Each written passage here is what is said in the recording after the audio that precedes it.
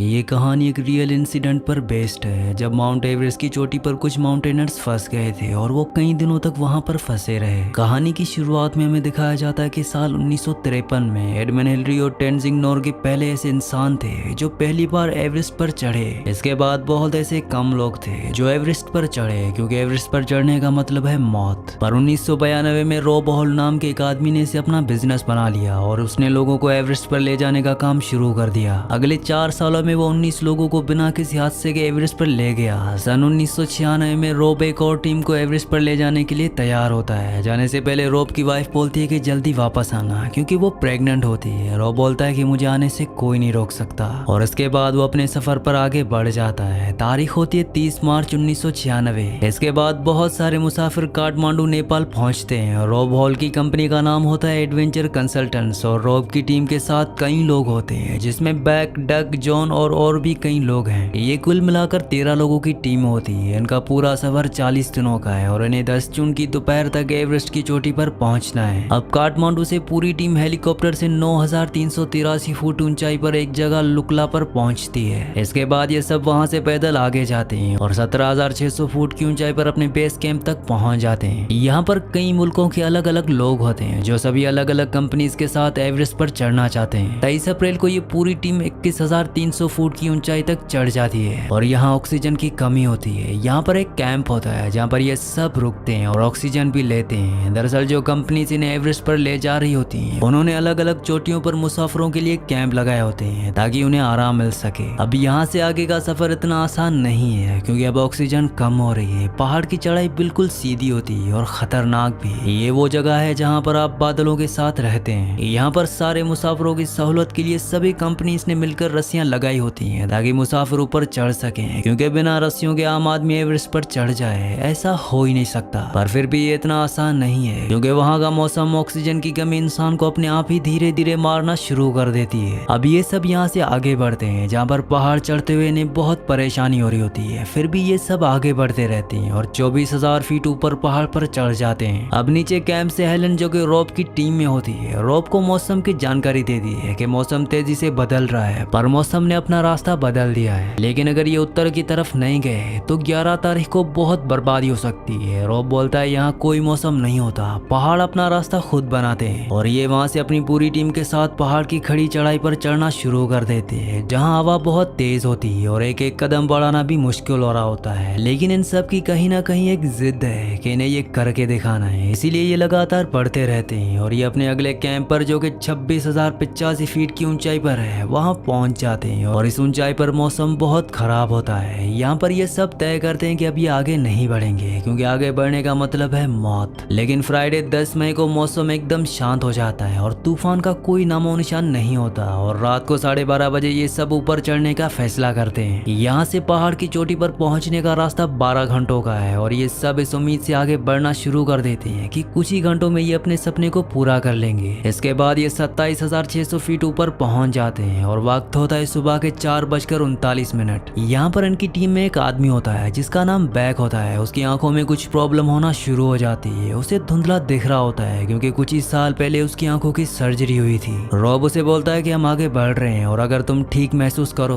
तो आधे घंटे बाद तुम भी आगे बढ़ जाना, नहीं तो तुम्हें अपना सफर यहीं खत्म करना होगा। अब बचे हुए लोग जब आगे बढ़ते हैं तो वो देखते हैं कि वहाँ पर ऊपर रस्सियां नहीं होती, और ये अब यहाँ पर रस्सियां बांधना शुरू कर देते हैं, क्योंकि बिना रस्सियों के ये एक कदम भी ऊपर नहीं चढ़ सकते। और यहाँ से 3 लोग वापस लौटने का फैसला कर लेते हैं, क्योंकि यहाँ पर हवाएं बहुत तेज होती हैं, बहुत ठंड होती है और इनकी ऑक्सीजन भी खत्म हो चुकी होती है। इसीलिए मंजिल के बहुत करीब होने के बावजूद भी अब ये रिस्क नहीं लेना चाहते और वापस लौट जाते हैं। यहाँ पर एवरेस्ट के पहाड़ पर बहुत गहरी गहरी बर्फ की दरारें होती हैं, जिनके तय भी नहीं दिखते, और उन्हीं दरारों में गिरकर 19 लोगों की मौत हो चुकी है। इसीलिए बिना रस्सियों के, बिना सेफ्टी के ये एक कदम भी आगे नहीं बढ़ सकते। वीडियो में आगे बढ़ने से पहले आप सबसे रिक्वेस्ट है कि मेरे 99% व्यूअर्स वीडियो तो देखते हैं लेकिन चैनल को सब्सक्राइब नहीं करते और ना ही वीडियो को लाइक करते हैं, तो आप सबसे रिक्वेस्ट है कि चैनल को सब्सक्राइब और वीडियो को लाइक लाजमी से कर दिया करें। अब इनकी पूरी टीम जिस जगह पर होती है ये 28,740 फीट की ऊंचाई पर है, और जब लोग इतनी ऊंचाई पर पहुंच जाते हैं तो उन्हें हाइपोथर्मिया हो जाता है। हाइपोथर्मिया ऑक्सीजन की कमी से होता है, जिसमें गर्मी लगती है, जुबान लड़खड़ाती है और गुस्सा भी आता है। जैसे जैसे लोग ऊंचाई पर चढ़ जाते हैं तो उन्हें बहुत सारी कॉम्प्लिकेशंस होती हैं, जैसे दिमाग में सूजन आना, फेफड़ों में पानी भर जाना और ये सब मौत की वजह हो सकती है। अब ये रस्सियां लगा लेते हैं और पहाड़ पर आगे चढ़ने की तैयारी करते हैं। इन सब की हालत खराब हो चुकी है, किसी के अंदर ताकत नहीं है, बस एक जज्बा है जिसकी वजह से सब आगे बढ़ रहे हैं। और दोपहर 1:14 पर ये एवरेस्ट की चोटी पर पहुंच जाते हैं। इन्होंने कर दिखाया होता है जो ये करना चाहते थे। रॉब और उसकी टीम बहुत खुश होती है और कुछ ही देर में ये वापस लौटने का फैसला करती है। वैसे प्लान के हिसाब से इन्हें 2 बजे तक वापस लौटना चाहिए था, पर ये सब लेट हो जाते हैं और यहाँ पर पहाड़ों पर बादल मंडलाना शुरू हो जाते हैं और उन सब से सांस भी नहीं ली जा रही होती क्योंकि सबका ऑक्सीजन खत्म हो चुका है। और रॉब कैंप से कांटेक्ट करता है, वो बताता है कि ऑक्सीजन खत्म हो चुका है और जितने भी ये एवरेस्ट की चोटी तक पहुंचे हैं अब ये सब वापस लौटना शुरू कर रहे हैं और ये लौटना शुरू भी कर देते हैं। अब ये थोड़ा सा नीचे आए होते हैं, तभी वहाँ पर एक और इन्हीं की टीम का एक आदमी जिसका नाम डग होता है वो आ रहा होता है। रॉब उसे मना करता है, पर वो कहता है कि अगर वो आज ऊपर नहीं गया तो वो दोबारा कभी नहीं आ पाएगा। और रॉब उसे बड़ी मुश्किल से ऊपर ले जाता है। डग की हालत खराब होती है, पर वो एवरेस्ट के टॉप तक पहुंच जाता है और जब वो वहां से नीचे उतरना शुरू करते हैं तो डग की हालत खराब हो चुकी होती है। वो लगभग बेहोशी की हालत में होता है और अब ये दोनों ऊपर फंस चुके हैं। रॉब की टीम रॉब को वापस आने के लिए बोलती है, पर रॉब मना कर देता है। वो बोलता है कि मैं डग को छोड़कर नहीं आऊंगा, ये एक इंसान की जिंदगी का सवाल है। और वो रस्सियों के सहारे बड़ी मुश्किल से उसे नीचे उतारने की कोशिश करता है, लेकिन तभी यहाँ पर बहुत जोर से तूफान शुरू हो जाता है और रॉब डग को बहुत मुश्किल से एक जगह छोड़कर ऑक्सीजन लेने के लिए चाह रहा होता है। वो डग को बोलता है कि तुम यहाँ से हिलना मत, लेकिन डग का दिमाग पूरी तरह से सुन्न हो चुका है और वो भी उसके पीछे आने लगता है। ये बात रॉब को पता नहीं चलती और डग खाई में गिर जाता है और उसकी मौत हो जाती है। यहाँ पर रॉब भी बुरी तरह से थक चुका होता है और वो वहीं बैठ जाता है। तभी वहाँ पर उसका एक साथी आ जाता है जिसे ऑक्सीजन का आधा सिलेंडर मिला होता है और वो रॉब को ऑक्सीजन देता है। ये दोनों तूफान में नीचे उतरना शुरू कर देते हैं। ये कुल मिलाकर 13 लोग होते हैं जो ऊपर फंसे हुए होते हैं और तूफान बढ़ता ही जा रहा होता है। अब रात के 3 बज रहे होते हैं और नीचे कैंप से उन्हें बताया जाता है कि उनकी मदद के लिए लोगों को उनके पास भेजा जा रहा है, पर वो तभी वहाँ पर आ सकती है जब तूफान रुकेगा। और ऊपर लोग तूफान से, ठंड से और ऑक्सीजन की कमी से मर रहे होते हैं। अब सुबह के 5 बज जाते हैं और आज दिन होता है 11 मई का। रॉब के साथ जो उसका दूसरा साथी होता है, ठंड और थकान की वजह से उसका ऊंचाई पर दिमाग काम करना बंद कर देता है और जब रॉब खुद बेहोशी की हालत में होता है तो उसका साथी अपनी जैकेट उतार देता है और बोलता है बहुत गर्मी हो रही है और पहाड़ से नीचे स्लाइड कर जाता है। अब तक कैंप का इनसे पूरी तरह से कांटेक्ट टूट चुका है, पर जब तूफान बंद होता है तभी रॉब को कॉल आता है। वो बोलता है कि मैं हिल भी नहीं पा रहा हूँ क्योंकि उसके हाथ पैर जम चुके होते हैं। वो उन्हें बताता है कि मुझे मदद चाहिए, मेरा साथी मर चुका है। वो लोग उन्हें बोलते हैं कि तुम्हें किसी भी तरह से नीचे आना होगा क्योंकि वहाँ पर ऊपर अभी भी बहुत तेज हवाएं होती हैं। पर रॉब बोलता है कि मैं नहीं आ पाऊंगा और उसके बाद इनका कनेक्शन कट जाता है। अब नीचे इनकी टीम बोलती है कि रॉब की वाइफ को कॉल लगाओ और उसका फोन सैटेलाइट फोन के पास रखो, उसे अपनी वाइफ की आवाज सुनकर हिम्मत मिलेगी। और वो ऐसा ही करते हैं। वो रॉब और उसकी वाइफ की बात करवाते हैं। रॉब की वाइफ बोलती है कि तुम्हें चलते रहना होगा, कुछ ही देर में धूप निकल जाएगी, बस तुम किसी भी तरह से नीचे आ जाओ। रॉब को वहाँ पर बहुत प्रॉब्लम हो रही होती है क्योंकि वहाँ पर हवाएं बहुत तेज होती हैं और उसे बिना ऑक्सीजन के सांस लेने में काफी तकलीफ भी हो रही होती है। रॉब बोलता है कि मेरे हाथ पैर जम चुके हैं। उसकी वाइफ बोलती है कि तुम्हें चलना होगा, ब्लड सर्कुलेशन रुकना नहीं चाहिए। और उसके बाद रॉब वहाँ से उठने की कोशिश करता है और जो लोग रॉब को ऊपर बचाने गए होते हैं वो ऊपर नहीं जा पाते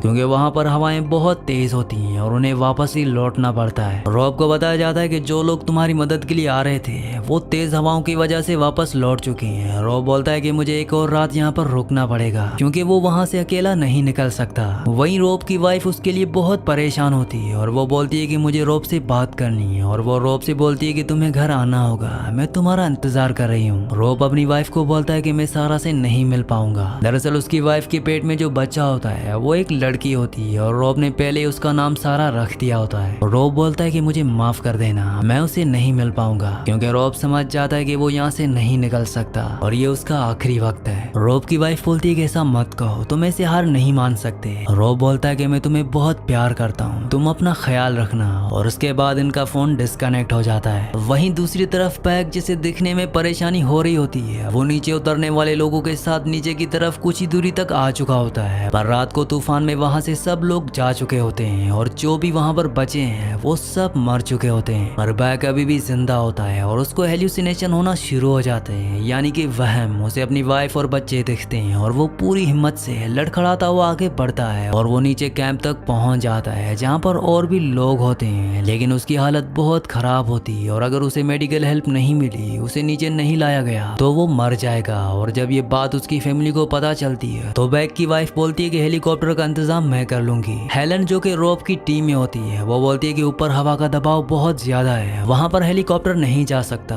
पर बैग की वाइफ नेपाल में जो अमेरिकन एम्बेसी होती है वहां कॉल करती है और वो उन्हें बैग की मदद के लिए प्रेशराइज करती है और वो बैग के लिए हेलीकॉप्टर भिजवाती है और बड़ी मुश्किल से वो हेलीकॉप्टर की मदद भिजवा कर बैग को बचा लेते हैं। वहीं दूसरी तरफ रॉब वहां से नीचे नहीं आ पाता और वो उन्हीं पहाड़ों में हमेशा के लिए बाकी बचे हुए लोगों के साथ रह जाता है। उन सब की मौत हो जाती है। यहाँ बैग को नीचे ले आते हैं और उसका इलाज होता है, पर हाथों और नाकों का खून जमने की वजह से वो गल गए होते हैं, जिसकी वजह से उसके हाथ और नाक काटनी पड़ती है। लेकिन बैग की फैमिली उसका साथ देती है और आज भी वो अपनी वाइफ के साथ अपने बच्चों के साथ रहता है। जुलाई 1996 में रॉब की बेटी होती है और उसका नाम उसकी वाइफ सारा रखती है, जैसा कि रॉब चाहता था। और इसी सीन के साथ इस मूवी का सच्ची कहानी का एंड हो जाता है। अगली कहानी आप किस मूवी पर सुनना चाहते हैं मुझे नीचे कमेंट्स में जरूर बताना, क्योंकि मैं आपकी कमेंट्स पढ़ता हूँ और आपके प्यारे प्यारे कमेंट्स का बहुत बहुत शुक्रिया।